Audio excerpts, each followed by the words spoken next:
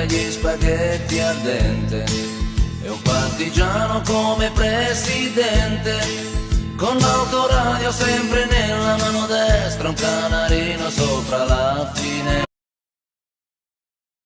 Közt éltem, árnyak öleltek, fák suttogták, a nevem árnyékként kísértek.